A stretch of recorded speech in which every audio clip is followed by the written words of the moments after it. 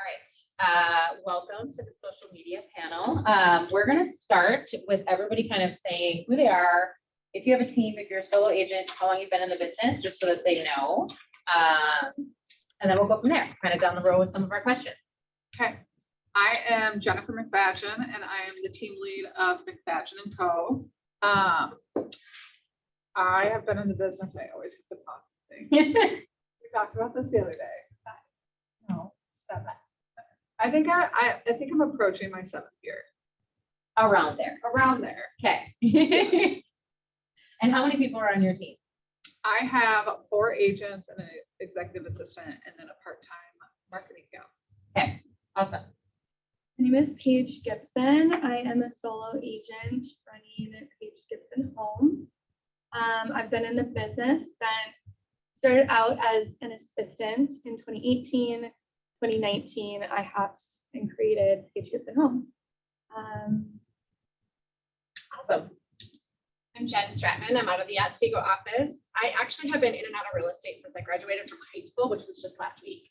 And I'm going to tell you what reunion's coming up this summer. Anyways, I came to Keller in 2012. I started at the Woodbury office, and then I moved to the Otsego office in 2015 due to a job reload for my husband. I ran away from home for a few years. I went to a national builder, and I just came back to Keller in December. Thank you. It's going to be back. I'm Szczepaniak. I'm out of the KW Minnetonka office here today. I've only been with Keller Williams for just over a year, and I handle all of our social media. But prior to that, I was working at Hewing Hotel and notable restaurant in the North Loop, and handled marketing, PR, and social media for them.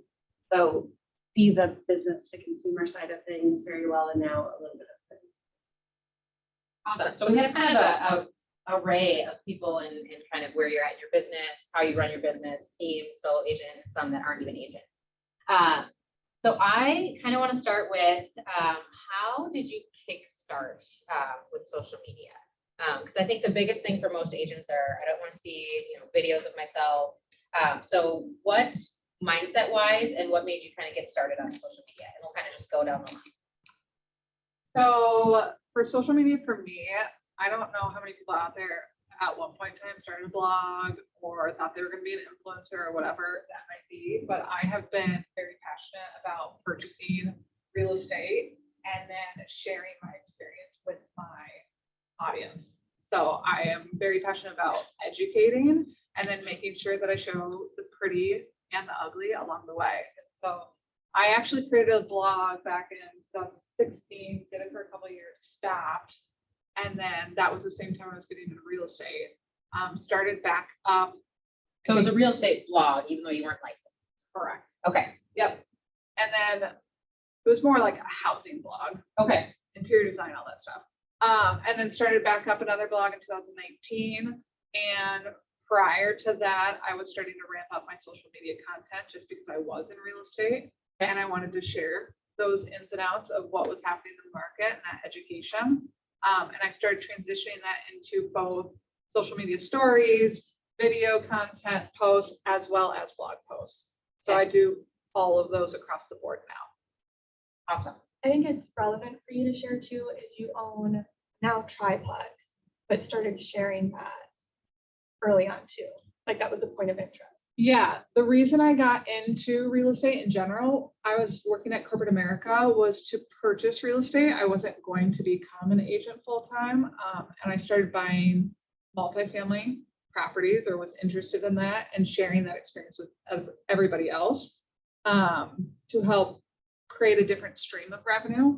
And so I purchased a duplex, as Paige mentioned, owner occupied it, and then I just went through conversion, an 18-month conversion last year, and shared a lot of those things as well. Just in time before 2040. Oh yeah, I was waiting for it. 2040 plan gave me the go. For me, it was kind of like a no-brainer. So that's where all of my people reside in social media. Okay. And the way I looked at it was like a digital business card, like the way my friends through first message would share contacts or like, hey, you know, a different message would be like, I need a haircut, who's got a good person, and they'll be like, I'll send you it over Insta. And so that really was like the inspiration for what I wanted to build was this, how can people share who I am in a path of least resistance? And for me, that was Instagram. And so one of the first things I did was invest in some heavy branding. That felt like me, that really, I felt like proud to share. And that I knew my friends would be happy to share as well, and kind of like an extension of just who kind of we all are, I guess. And yeah. I use social media in my business, and I love it in my business because it's an easy way to connect with a lot of people at with one simple post. So I realized early on that, you know, when you go door knocking and you spend a day door knocking, you can only talk to so many people. It's whoever is home, and you're only getting in front of whatever person answers your door. Social media, you can get in front of so many different people. And we always say that people want to do business with people who they know, who they love, and who they trust. So the people that you are connected to on social media, for the most part, already know who you are. They already, for the most part, love you. We all have haters. And they already trust you, right? And so I realized early on that you can get in front of so many more people just by sharing a little bit of your life or a little bit of your business or an experience of or whatnot. And you can connect with so many different people in so many different ways. I was previously in restaurant industry, as I had mentioned, in management roles and solving crises, putting out fires, and people have to come see you where you're at in your brick and mortar. And so transitioning into what I was doing before here, and then obviously a portion of my role here is my favorite part about social is just that you don't have to have anyone come to you in order to reach them. You're reaching them wherever they are. And so utilizing those skills of whether it's sharing the expertise level or something interesting or who you are in your brand and your personality, but there's a whole swath of items that you basically get to, you know, brand yourself with, market yourself with when people are just at their own homes. So that to me kind of always kept me in some sort of role that I would be utilizing social media for marketing purposes. And events, communication, all of that makes it, I don't know, a lot more easy and tangible. People can't find it in one location. They might be able to find it in the next. So, and we have our last. So I'm going to go into a little deeper into that because right now, who's sitting up here has really beautiful social media, right? You didn't start out most likely with it as intact as it is right now, right? So if the people that don't have anything or might not even have the budget to do a full-on marketing, what did you do at first before that? Jen, you kind of said, you know, I was sharing my experience, but I'm sure if we go back when it first started, it doesn't look the same as what it does now if you go back kind of on your stories and timelines. So when did you what was the difference from then? And then when did you find traction to maybe put a budget in place? Well, just to take a step back from that, even if you don't have a budget in place, I would say if you pull lifestyle shots or headshots or whatever it might be, and someone is taking them for you, even on an iPhone, you can purchase something at a minimal cost, like a preset, and use that across all of your photos, so that then it feels like you're creating some type of message or brand to your audience. And so that's something that I kind of used in the interim before I got to a place where I felt like I had a marketing budget. But then restate what your question was. Sorry. Well, you know, and it's kind of that, like, right, you were using other people's or buying images before you could do your own lifestyle shoots or even have a specific brand, color scheme, fonts, because when you look at yours now, everything is very cohesive, right? Yep. When did you find traction to be able to, you know, say, okay, I'm ready to pull the trigger on a budget? I have found that real estate, in my opinion, is one of those things that when you invest in something, you get it back. So sometimes you might not necessarily be in a position where you feel comfortable to take that leap of faith. But I think when you invest in yourself, you will see that come back to you twofold, if not threefold. And so I got to a point in my business where I was going to start growing the team, and I had not decided when I was going to pull the trigger on that. So I started working with a designer, building out what that branding looks like, what the font look like, that color palette, etc. And I didn't finalize anything until I felt like I was in a financial position where I could. But I would say take the leap of faith before you get to the point where you feel like, that ship has sailed and you pass that moment. Because the more you invest in yourself up front, I think it pays off. And you can determine in a lot of different ways what that dollar amount looks like. There are people that do consulting on a day-to-day basis. There are free platforms like Canva that you can leverage. There are presets. So there are a lot of different creative ways that you can kind of determine what fits for you based on the financial position you're in at that time. Awesome. And it's going to go down too, but in regards to the budget, do you have a monthly budget or a yearly budget on social media? Yearly. Okay. Yep. Do you mind sharing what that budget is? Let me do the math really quick. It is $13,500. Okay. So I am a little bit more financially leap of faith than Jen is, I'd say. I have no idea. This is what's great though. This is like Yeah. every point of view here. And I think the transparency and vulnerability is appreciated by everyone that's probably. Yeah, so I'll give like this I wouldn't recommend this to anyone. I'm gonna like say that first, but this is what I did. When I hopped off the team I was on to be my own agent, I just like, my gut knew I needed to invest in branding and that it would help me sell more houses. And I did not have a track record, but I just like knew that was what was gonna be the case. So I actually deferred paying my taxes my first year and just built out this like really big investment into my brand. And so your question of like, did your feed always look that way? I mean, it's definitely gotten better and more refined. And I think the best thing about like working with a brand or like really even in Canva or wherever, but having a ton of different components to your brand, like different logo variations, different color things. And I think my brand has grown and evolved as my business has, but it's always been from the same brand guidelines. But I knew I wanted that and felt like I personally needed that right away. So I invested in it. Thank God it worked out because I paid 2 years of taxes in 2020. But that was a big leap of faith and like kind of scary to do that. And it's paid off now. It has. And I think from my standpoint, like I really wanted it to be something my friends felt like, because whenever someone shares your stuff on their story or tags you, it's essentially saying like it's an endorsement, right? And so they have to feel what you're putting out there is worth sharing or something that they're putting their name on also. And so I was maybe a little like hyper concerned about that. But I wanted it to feel beautiful and, if someone shares, beautiful remodel on their home or whatever they're sharing on their stories, it's being worth being put on my friend's stories. And that's really how I started getting momentum was share my giveaway stuff or different things on their stories. But that was my initial experience.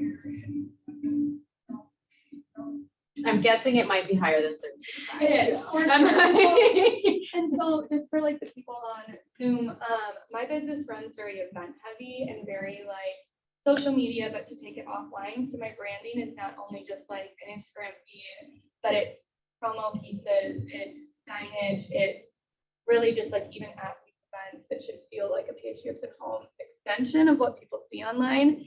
And so, yeah, I mean, mine runs much more than Just to clarify, the 13,500 is just for the blog and Instagram. portion. Maintenance, like It's the- not marketing and Okay. events Yeah. and all of that. And like even, I mean, I try to do 2 or 3 like branding shoots a year too, and I have a photographer that has gotten more and more popular. So I know that Okay. runs more expensive, but again, an investment. Okay, well, I'm cheap. And I'm gonna be real because I don't have a $13,000 marketing budget with social media. And when I came back to Keller, I looked back at my former branding that I had, and I was all over the board. There was nothing consistent. It was, oh, I'm going to do this logo this year and this logo next year. And I needed to come back and bring my branding all together. I'm kind of quirky. I'm a little, as you can tell, I have a little different, unique look in general. And so I wanted my brand to reflect that. But I also knew I needed a logo that where people looked at my logo, they knew what I did. And in the past, that wasn't what I had. And so I focused on the branding, I focused on a color scheme, I focused on cohesiveness. And then I entered a coaching program that is all about social media. And I will tell you, my coach is very much about keeping everything cohesive and having a brand and growing your brand. And you can grow your brand on social media without money with ads and paying to boost your posts. You can grow it authentically without dollars, but invest the dollars in what your brand looks like so you have that cohesiveness. And so that's what I have focused on. Yeah, I don't run any paid ads Okay. either. So that investment's not, I mean, to your point, Yeah. is organic. Like yeah.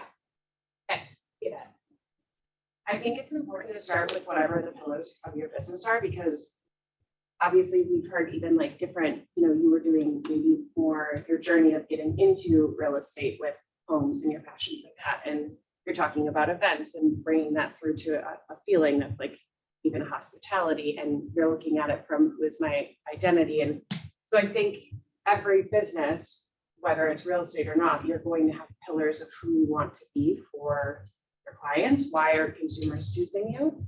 Why would they choose you over someone else? And so getting very honest with yourself about what those are and trimming off the fat of it so that you know, okay, this is 100% what I want to be portraying throughout all of my channels of marketing. If that's a feeling or an experience, if it's knowledge, if it's education, if it's, people that really have a knack for specific things, flipping houses or interior design or the aesthetics and look of everything. And it can be multiples of those, right? It usually is, but finding that unique approach is important.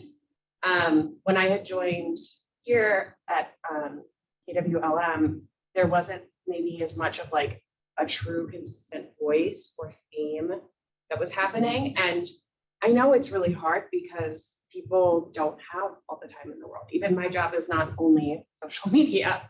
And so you're doing a bunch of other things for your business or for your team. And if you're not able to focus on that 100%, it's totally understandable that you need things that are quick, but there are great resources to utilize with vendors and folks that will produce things for you. And that's awesome. And if that's the level that you can commit to marketing right now, then that is incredible. And it doesn't even mean that all of it's always bad.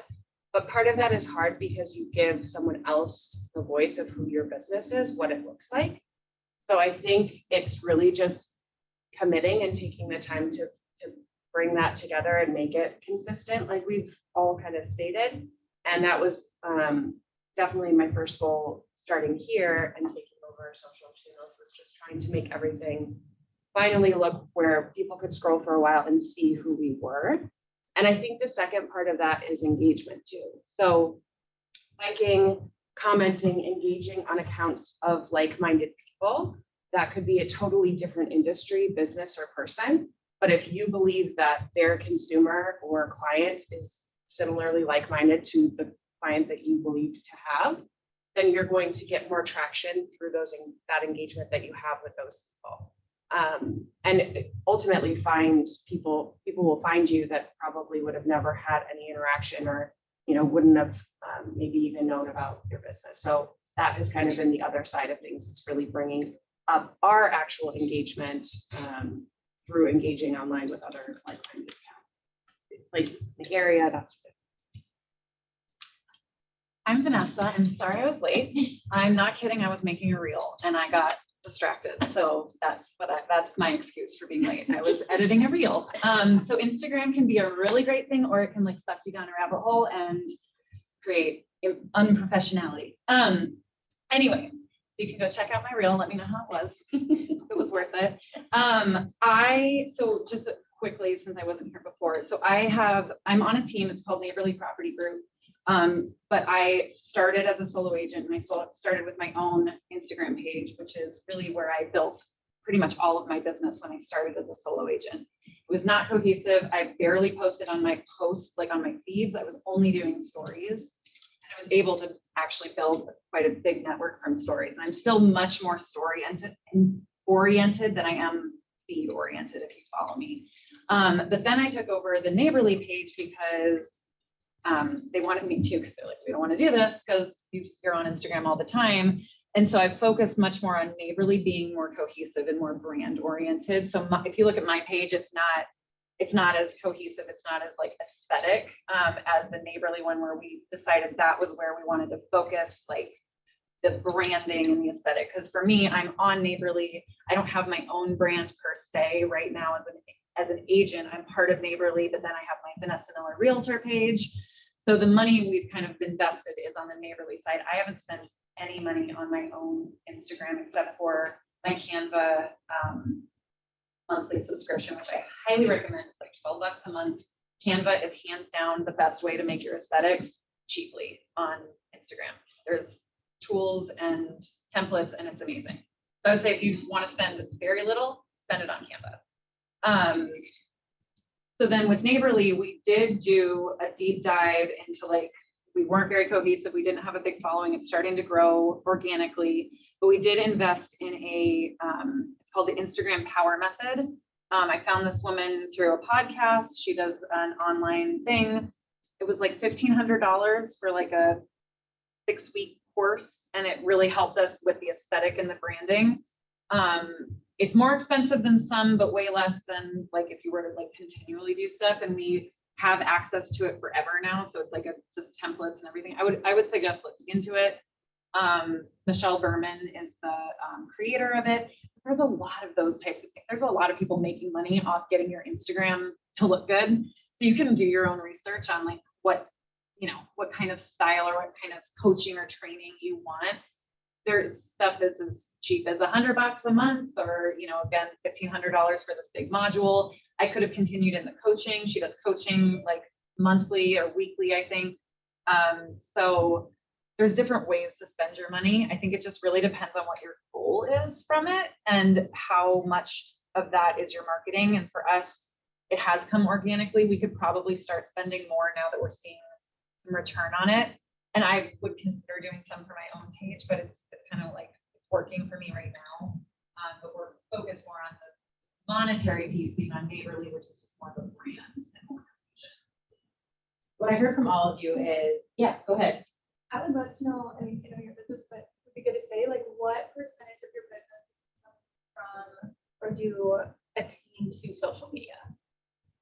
Oh, that's one of the questions, Paige. Oh. Well, I think it's just like the context, right? Yeah, Like, and we just had a question on Zoom that said, how much time do they each spend engaging on social media each day? Okay, so let's take those separately, right?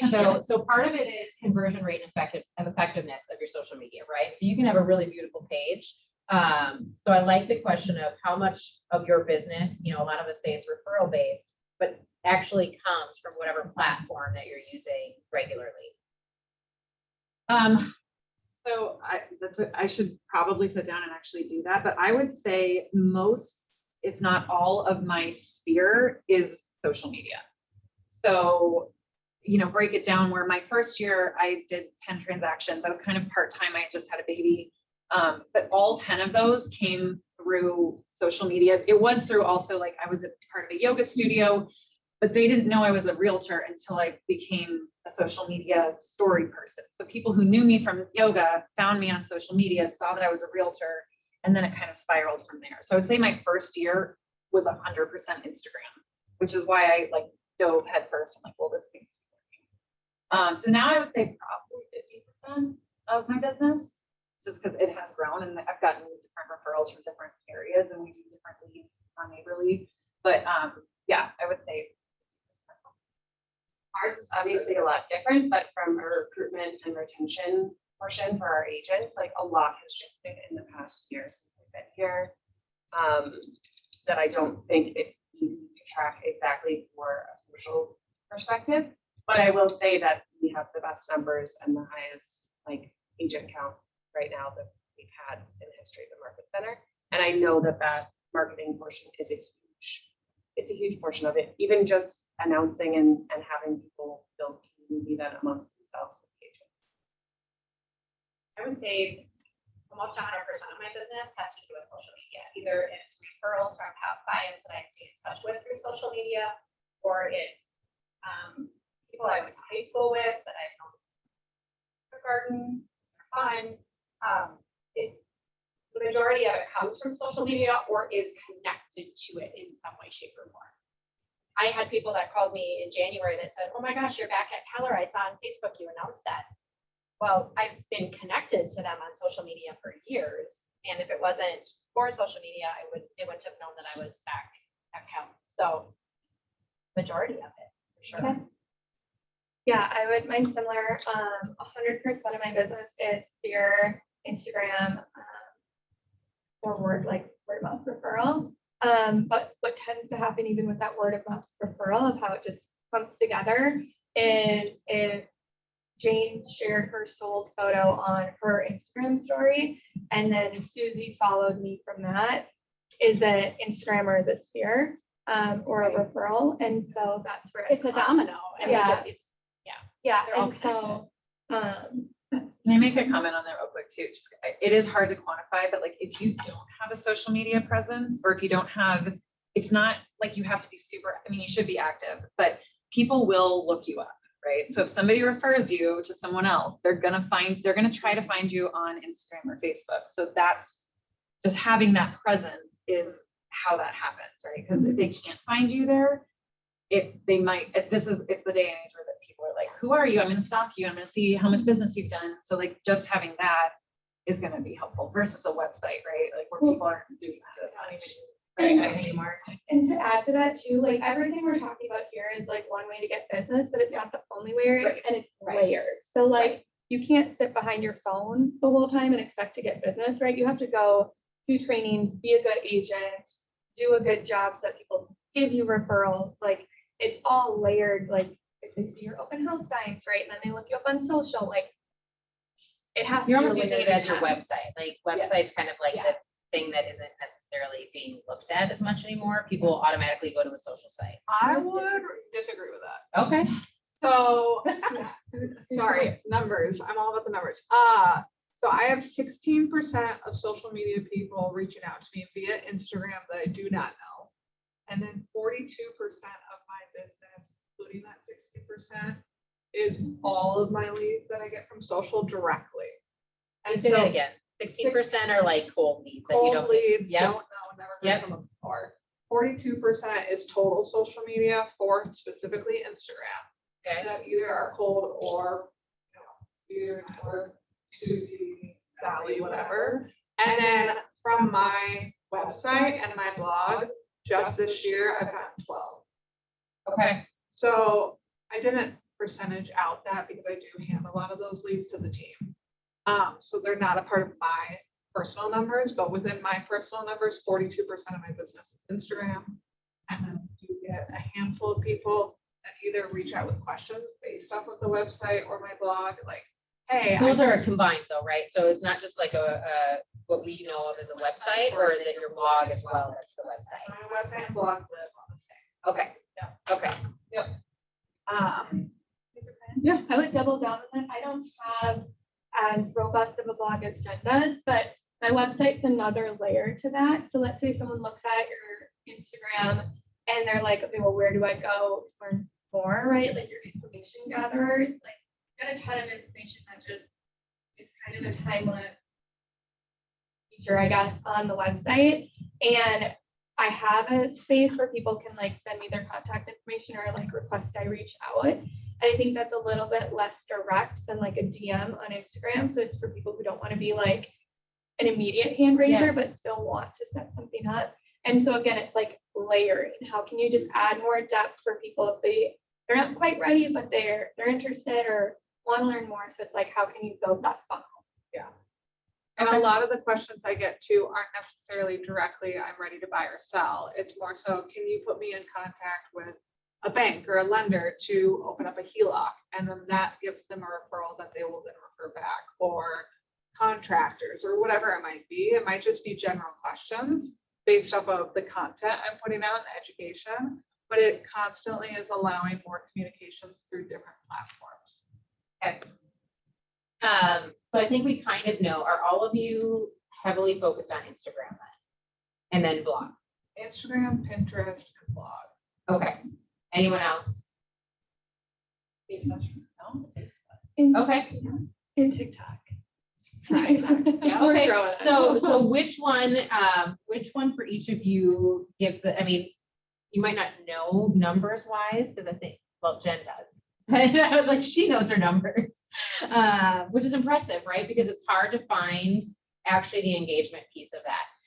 So to that question, do you guys check engagement of different posts, reels? Do you check on that weekly, or how do you track that to know that it's really being effective besides just clients that are coming in? I don't necessarily track, like, I used to track every single week, engagement, click, rate, all that stuff. But instead, what I just personally follow, and I let my marketing gal tell me more, is I just look at the growth. So Okay. Is it growing? Great. Is it doubling? Amazing. Your business or your following? Following Okay. and engagement. Okay. And so what I will say is for Pinterest, I know a lot of people don't leverage this, but I have 108,000 people per month viewing that and then going to my blog.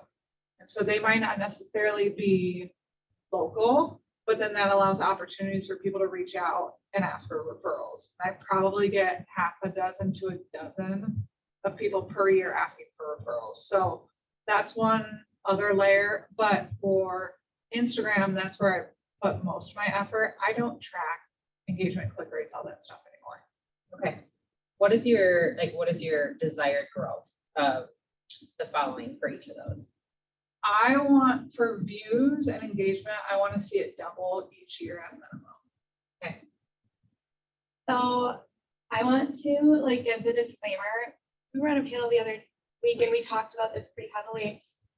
We're not influencers. I mean, like, you could want to be an influencer, right? But our main That's goal, it is full-time, and we sell real estate. And so when we talk about growth, I want it to be like clear to anyone online or, you know, wherever, is that how many of us are going to sell 100 homes, right? But how many of us have 100 followers on Instagram?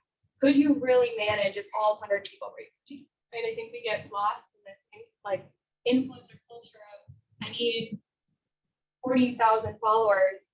There's no way you can service that many houses, right? So how are you servicing the people that are already in front of you? And are they, I mean, if you have 100 followers, there's a lot of gems in there that are going to move. It's your data, it's your database. Yeah. It's just a database and at a different capacity. And so you don't need the 40,000 in your database. You need, Are you nurturing the people Exactly. in front of you? are you engaged with them? Yeah. So I don't really check that per se, and I don't necessarily, I mean, I want to see it grow, right? Like, I don't want, if it's not growing, it's dying kind of thing, right? You don't want to get too stagnant. But I do think there's a big correlation with like, how is my business growing and how is my Instagram growing, because they're so closely tied together. So we haven't shared personal stats on here, but I'm pending at 29 homes already this year, and I have a goal of 62. And that's really tied to, am I showing up on social media? Am I adding value? Is it growing? Are people sharing my stuff? Am I adding value? And so I think that's more of a measurement. So like if a post does well, it's like, oh, okay, like from a like standpoint or engagement standpoint, it's like, oh, okay, a lot of people found value in that. How can I just expand that? So I track my business Facebook page and I look at the analytics quarterly. So I just take a screenshot and see what the engagement is. And if it's up, it's great. I do look at my posts on a regular basis. So I do, I have a system, like I said, I'm in a social media coaching group. And so I do have a content calendar. I do have 5 pillars that I post about. I do take a look at those posts. What my coach coaches on is don't post and then ghost. If you're going to post, you have to time block time to go back in and do that engagement and respond to those people. And if you don't do that, then that effectively is going to be a negative impact to your social media posting. So I do go on there every day and I do look at the posts and see what did I do different this time around that got this engagement or that engagement? Like what did I do better? What did I do different? I do have a system where I go in and comment on other people's posts before I post and then my engagement grows. So I do look at that daily. I do see that the more personal stuff that I put on Facebook brings in more engagement than the business aspect, which we always see that as well. So I work at keeping my 80-20 rule. 80% is personal that I'm posting, and that's what gets the most engagement. 20% is business. I actually have 2 businesses, so I take that 20% and I cut it in half, and then I'm really 80-10-10. So I do track it from a business standpoint. When it comes to my personal page, you don't have that analytics back end like we do on our business pages. So I'm just looking at the post to see what is getting the most engagement, the likes, the comments, and I'm just tracking it that way. And then I make a note on my content calendar regarding what was good and what wasn't good.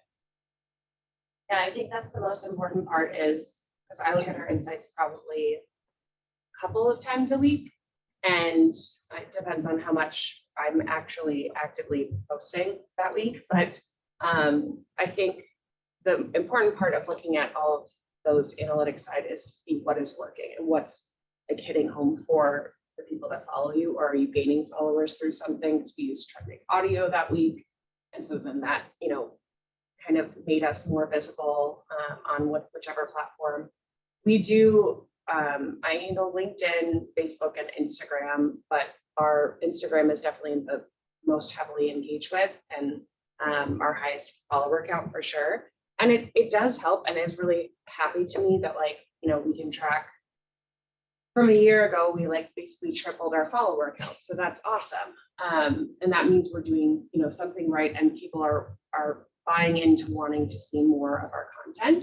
So it's great because it does reaffirm then that you're headed in the right direction. But I think that, and I should just note, because I don't know who all is watching today, but I think it's probably on a monthly basis that agents ask how to track things like this. And I know all of us do, but on any social platform, you have access to all these analytics already. You don't have to get a Sprout Social or something else. If you have someone that's handling your marketing, they should be utilizing a different service plus the analytics on social. But for you and your own business, and if you're the person in charge of marketing, you can go in and see who is interacting with your posts on a regular basis. You can see days of the week, what time all of your followers are most actively online. Tuesdays, you should post at 6 p.m. because that's when everyone that follows you is most active. So if you have questions about things like that, I think that's a whole different conversation, but there's resources. You could even email me and I can walk you through what that looks like. But I do think that is the important perspective, is not taking into account, there's a lot of accounts that have in real estate that are local that have so many followers and their engagement rate is trash. And so it doesn't really matter. How you really feel, Katie. It doesn't matter. They're not getting business. Yeah. Nobody, in fact, is watching their posts. And now because of the algorithm, them scrolling past so many times not engaging, now all of their posts are going to the very bottom of everyone's feeds. So you definitely shouldn't focus on your follower count. It is great for it to grow. We're all going to always celebrate that, right? But you should be focusing on your engagement, and your engagement rate is really easy to calculate. You can literally just take the number of times someone has engaged through a comment, a share, whatever, divide that by the number of posts that you're talking about, and then, divide that by follower count, and then divide that by the number of posts. So I have 382 likes, let's just say, on these 15 posts, and I have 800 followers. I divide the 382 by how many followers, right? Do the math, move the decimal, we'll be there. But you should really be at a 1 to 5% is what they always say. That's going to fluctuate, but don't feel bad if you're feeling okay, I have all these followers and I'm only getting 20 on average 20, interactions with a post. That's fairly normal. It's the consistency that's going to help. And then if you want to see your numbers jump, you can do a bunch of tricks, but that doesn't necessarily mean that that's going to increase any of your business as a result. Yeah. Just like to like the value of those. So like not even just like one like, but if they're liking something about, a HELOC that you mentioned, right? Have they liked multiple things about that type of post? And then are you reaching out to them to say like, hey, I saw you like the HELOC post. Like, is there any questions I can answer? Right. So you can take 20 likes and talk with them if you're paying attention to your audience. Okay, me being the dorky TL that I am. So when they come in, right? So as you're saying, are you following what they're liking? Do you put them into your database and then write notes so that you know that, or you just remember what they're liking, right? Because if you have a large amount of people following, commenting, like being able, maybe I'm just, I can't remember that, but. I run really unsystematically. I think that's something where my business is at currently is building out those types of systems. But like people who follow me, I'm like, oh, they're gonna become an agent, or they're gonna buy. Like you just kind of know with how they're engaging with your stuff. Or like, for example, when people become agents, it's like they're really heavily like watching all your stories and their profile headshot changes, and then like it's I don't know, you just kind of know with how people interact, and so but anyone who follows us with a hand raise, right? They're interested, especially if you've never met them. They're interested in real estate or pretty homes, and you can take that opportunity to message them and say like, hey, thanks for following. So I think what is really important when it comes to social media and gaining your following and earning your presence online is to make sure you're continuing to be authentic. And so I was once on the leadership team in my current KW office, and it's embedded in my brain. Numbers tell a story, numbers matter, track your numbers, which is great. However, when you get so systematized with social media, it takes some of that authenticity out of there, and it doesn't seem natural. It seems more business, it seems more strict. And part of the glory of social media is remembering that you're really at a backyard barbecue and you're really having conversations as if you are in someone's backyard, may have a solo cup in your hand. Like it is more of a casual conversation that you're having with people online. Where like LinkedIn is more of the boardroom meeting, right? And that's where you're sharing numbers, and that's where you're being a little bit more rigid with being purposeful and planning and numbers and statistics and all that. Don't take that authenticity away from your social media. Keep it down to earth. Make sure you're connecting with your people, because if you come across too businessy, people may not embrace that. Well, maybe the businessy is your authenticity, right? Where it's like Connectivity as well, right? Like where for me, I'm similar to Paige. I have not systematized a lot. There's a lot that I could do that would track better. But for me, I have in my head, like all of the people who have commented recently, who I'm like, I know you moved like 3 years ago and I remember you not using me or whatever. Like, but now they're commenting and I'm like, hey, we should get coffee. Time, but like I don't write those down very well, and it might help me, it might not, I'm not sure, because it's worked so far.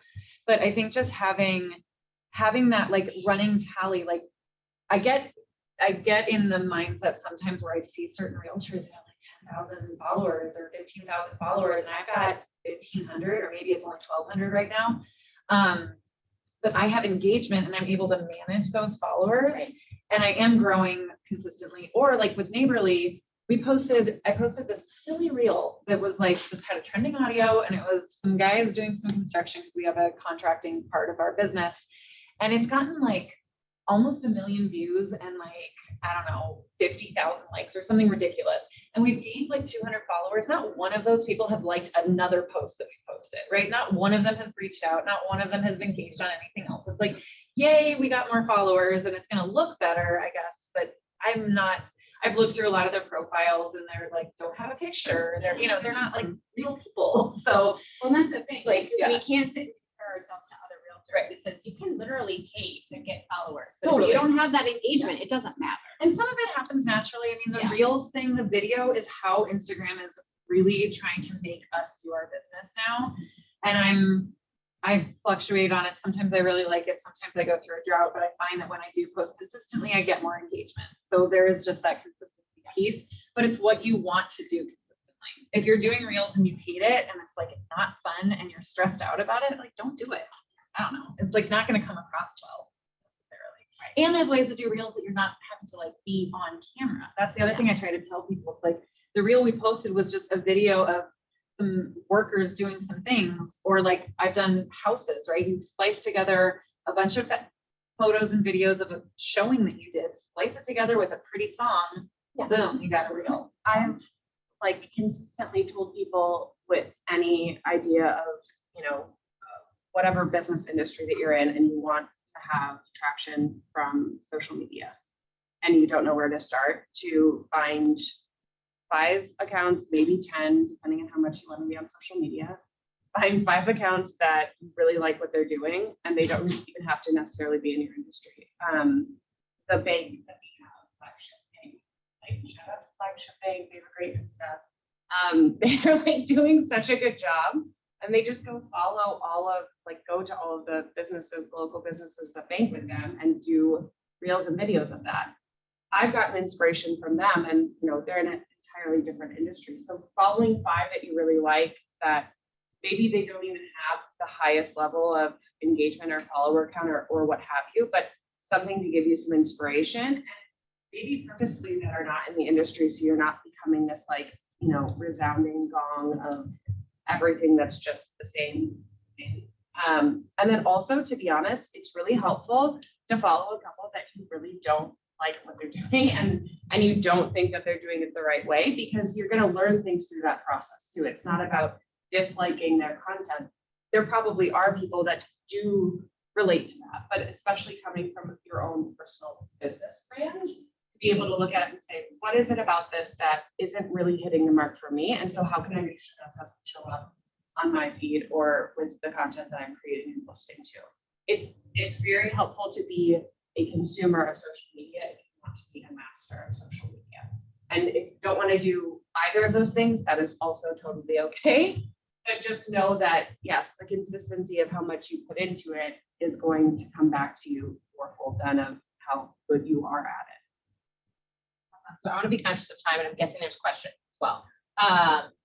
The last question for you before we open it up to anyone else is, what is like the one do and the one don't in regard to social media as a real estate agent that you would say to anyone that's listening? Only one don't. Just only one. One do, one don't. Like your number one. All right. Anyone can start. I'm trying to think about. All right. One do, one don't. Do not post about politics or religion. Do not, do not, do not. I think No. I think it's totally, that's like how you run your personal, right? Like it's just how you. I run will your say I business. I don't put a post on that is going to stay there for a long time. I do talk in my stories, or I'll put stuff up. I try to be subtle. I try to sort of toe the line, but like I also am like, if I say something that's going to offend somebody, then maybe we shouldn't work together. Like maybe it's just not the client, but I don't do it a lot. It's only if I'm like feeling moved Well, I think to do so. that too, like, this is just a blanket statement. Be respectful, be kind, not only to the consumer, but to other agents. Not only like, I mean, it's not only like, will you work with other people who may or may not agree with you, but you're gonna have agents on the other side of you who may have different political beliefs, maybe have different religious beliefs. So I would say, I totally agree to disagree. And I like, have it's not like I'm posting political things, Right. all the way, but it is, who as part of me and what I believe in. So I don't shy away from it, but I'm not like blasting it. Right. And with the context of always respectful, always ethical, and you're never putting anyone down. So I say that don't, because one of my biggest referral clients is heavily one-sided in one political view, and I'm heavily on the other side. And just looking and reading, I'm assuming here, but looking and reading what they post, versus what my beliefs are, I would no longer have that referral partner. Not only would I not have that referral partner, I would probably be unfriended. So that's how I look at it. Again, I'm old school. And so I look at, that's my business. It's not your business. I also grew up in a family where when my parents went and voted and you asked them, oh, who did you vote for today? My dad literally said, it's none of your bleep and business.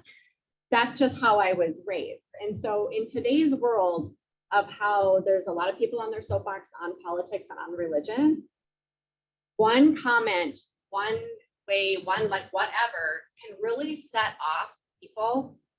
And I really think that it could come back and slap you in the face. Do I want to work with someone who is completely different on me on politics? Well, I'm here to help. Like, it doesn't matter to me what your political views are. However, they may not want to work with me because of my political views.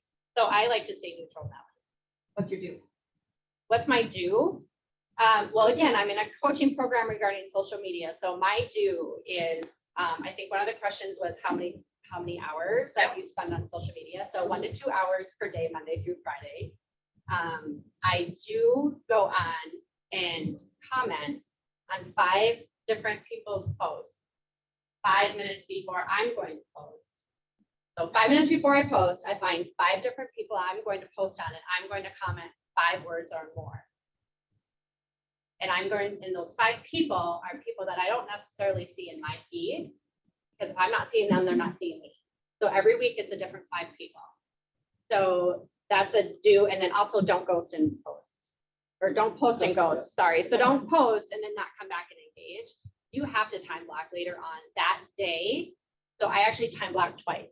So I will go back an hour later and comment, and then I will go back later that evening and comment as well. If they are commenting or engaging with an emoji, I'm responding with an emoji. If they're commenting with a GIF, I'm responding with a GIF. If they're commenting with words, I'm commenting with words. So I'm mirror and matching. That was a couple, sorry. I'll go really quick. Don't, in my opinion, is copy. Like, be authentic, be you. The do, also in my opinion, get in front of the camera. I think a lot of people, whether it's a photo or whether it's video, want to see you like from an interacting standpoint, and want to feel like they're actually getting to know you. So as much as possible, get in front of the camera. Awesome. I think my do is have fun with it. Like, if you're not enjoying social media, it's gonna show, and you're gonna see that type of, I don't know, outcome. So figure out what's fun for you. If it's video, if it's property tours, if it's blogging, if it's like, find something that like is fun for you, and then you enjoy doing it, you'll do more of it. And then you'll actually attract people that appreciate what you're doing and like-minded or just like good clients. I think some of my best clients come from social media because they know who I am, they know what to expect, they know the process because they've been following a long time. And so it's like you get along right off the bat. And then a don't, I would double down on the copying. Like, there's a lot of good ideas out there, but like, if I were to use Jen stuff, like, it's not going to feel like me. And so it kind of even just falls into the do of like, figure out how to make it you, so that when someone comes across your page or any of your videos, they're like, oh, that reminds me of Paige, or that is an extension of who I am or of who any of you are. And just be really confident in that. Like, we're all unique realtors, and that's a good thing. Awesome. And my don't plays into that of don't try to be everything to everyone. Like, it's never going to work. You're not going to come across as what makes your brand and you unique in that circumstance. And so nobody is going to end up relating. You do have to like zone in on what you are trying to portray, the brand that you want to have, the business that you want to have, the client that you want to have. And if there's other aspects that come in that outside of that, that's awesome too. But being very specific is important. And then my do is realize that everything is content. Everything is content. Chris is taking photos right now of this. That is content. Everything you're doing every single day is content. And if you feel overwhelmed by putting aside time to content batch or to stay up on reels or to don't worry about any of that right away. Literally start taking like 3-second videos of every single thing that you're doing in the day or one thing that you do during the day, even if it's like a load of laundry and, you know, posting about that, making it in a way you'll get better at it the more you do it, but posting about that in a way that's very relatable to people that are following you. And you're gonna have content, like you're living a life. Your life is content. I'll build off of all of that. To Jen's point, be on video. And I think the best way to be on, personally, I think my do is do stories as a realtor, do stories. It is natural. It is, you're out in the field, you're out with a client, you're whatever. You can be sort of on video. You don't have to be like straight talking. You can be narrating in the background and just show, hey, I'm at this house and I'm showing it today. Hear your voice, something, start small, but stories get the most, they don't get as much engagement. Like you might not get as many views, but you're going to get the people who are actually following you and actually watching you. That's how you know who's watching you. And that's how you can gain that like commentary. People will comment randomly that you've never heard from, or that you like, again, went to high school with, you know, they follow you, but suddenly they're like, oh, that house is so pretty. What's the price of it again? And then you're suddenly like, whoa, where'd you come from? Like, do stories. Don't overthink it. Right? I don't. Just do it. Analysis paralysis. Yeah, like right? just don't do like it. edit. Don't go back and edit. Don't be like, I didn't look good in this. Like there's filters if you feel like you're not having a good hair day, whatever. Like I go through it where I feel like with reels, I feel like I have to look good, which is I need to get over that.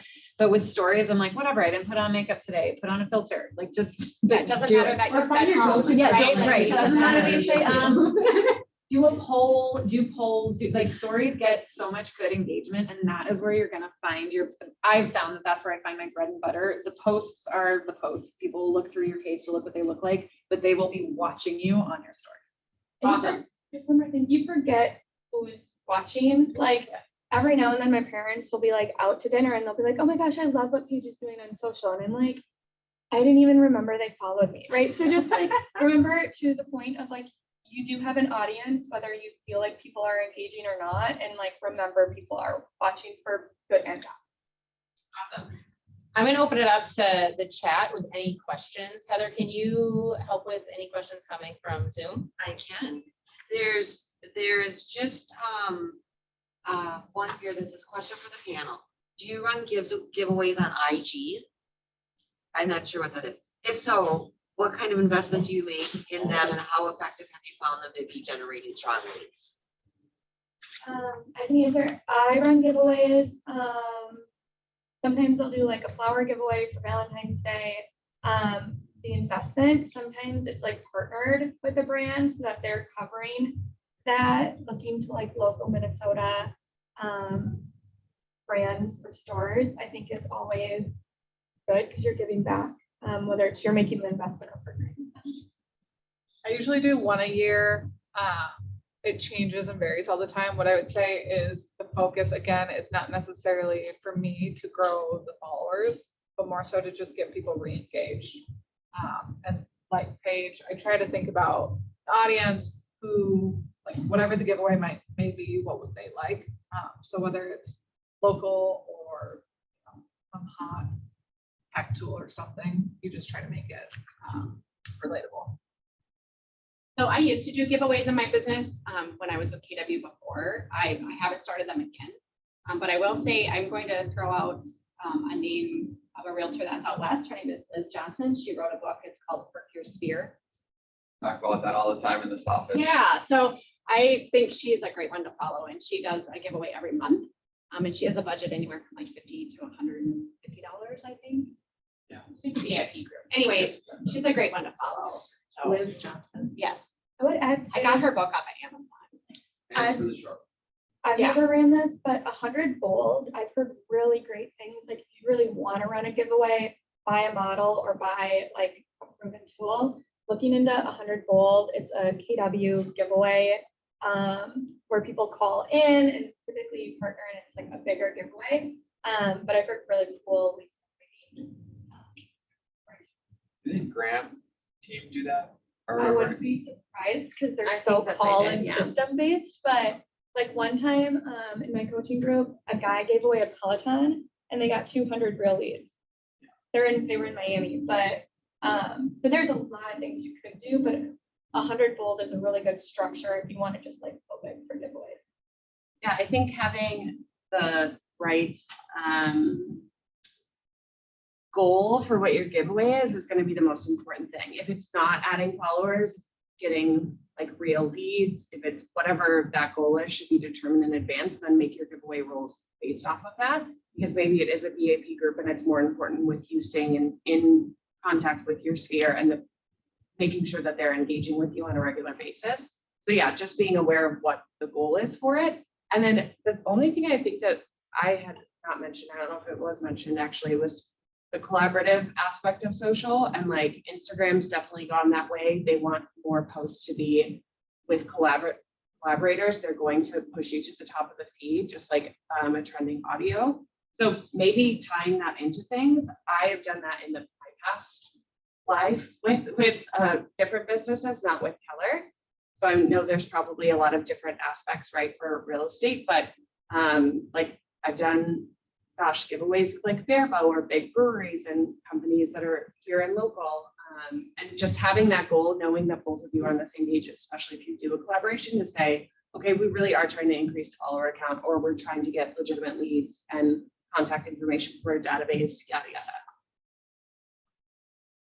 I'm not very good with giveaways. We did one as neighborly and it was fine, but I didn't put enough thought into it. We kind of just willy-nilly did it. So I think next time we do it, to all your points, like making it much more intentional. Thank you guys so much. Kimi had to leave, I'm sorry, but thank you all so much. It's great content, and I'll check chat one more time if there's not any questions. Thank you. Thank you. I would like to put a plug in, if anyone is interested in joining a social media coaching group, I did join the Rachel Adams lead program back in February when she visited.